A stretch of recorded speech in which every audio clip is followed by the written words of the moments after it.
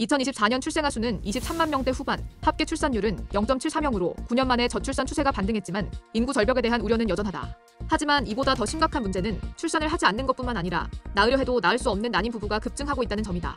난임 환자는 해마다 증가하고 있다. 지난해 처음으로 25만 천여 명을 넘어섰다. 국내 부부 7상 중 1상이 난임으로 고통받는 상황이다.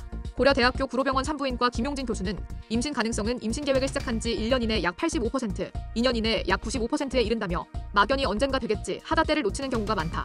이 시기에 임신이 되지 않았다면 적극적으로 난임 검사와 치료를 받아야 한다고 말했다. 난임 부부가 증가하는 주요 원인 중 하나는 결혼과 출산 시기가 늦어지는 사회적 경향이다. 여성가족부에 따르면 2022년 기준 초혼 연령은 남성 34세, 여성 31.5세였으며 첫 아이 출산 연령은 평균 33.6세였다. 특히 40대 여성의 출산율은 20대 초반의 2배 이상 높은 수준으로 나타나고 있다.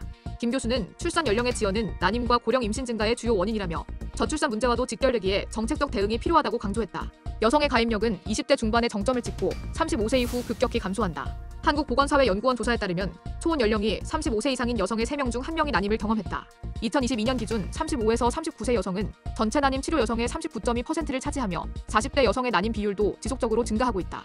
김 교수는 고령 임신은 건강 위험과 난임 가능성을 동시에 높인다며 배아나 난자 동결과 같은 가입력 보존 예방 조치도 점점 더 중요한 선택지가 되고 있다고 설명했다. 특히 배우자가 있는 경우는 배아 동결, 배우자가 없는 경우는 정자, 난자 동결을 하는 것이 향후 가임 정년기를 지나 임신을 계획했을 때 발생할 수 있는 난임을 대비하는 방법으로 고려할 필요가 있다고 덧붙였다. 난임은 여성만의 문제가 아니다. 최근에는 남성 난임도 중요한 원인으로 부각되고 있다. 대표적인 원인으로는 정자수 부족, 운동성 저하, 정계 정맥류 등이 있다. 김 교수는 난임 부부에서 상당 부분 남성 요인이 영향을 미친다며 남성도 적극적으로 검사를 받고 치료에 참여해야 한다고 말했다. 난임 치료는 부부의 상태에 맞춰 단계적으로 진행된다.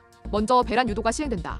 난소에서 여러 개의 난자를 성숙시키기 위해 경구 배란 유도제나 난포 자극 호르몬 등의 약물을 사용하기도 하지만 환자의 특성에 따라 약물 사용 없이 자연적인 배란 주기를 이용하기도 한다.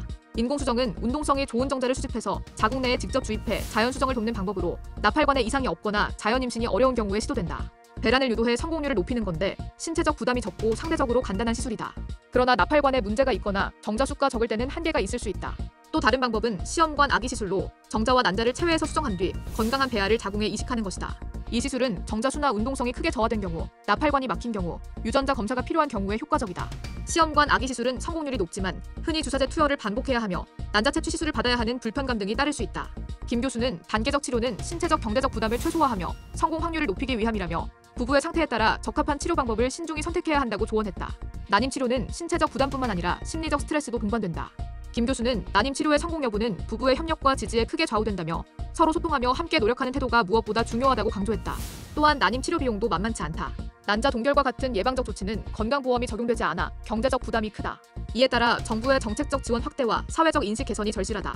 김 교수는 난임 문제는 부부 개인의 문제가 아니라 사회 전체가 해결해야 할 과제라며 적절한 정책과 제도적 지원을 통해 난임 문제 해결과 출산율 제고라는 두 가지 목표를 동시에 달성할 수 있을 것이라고 말했다.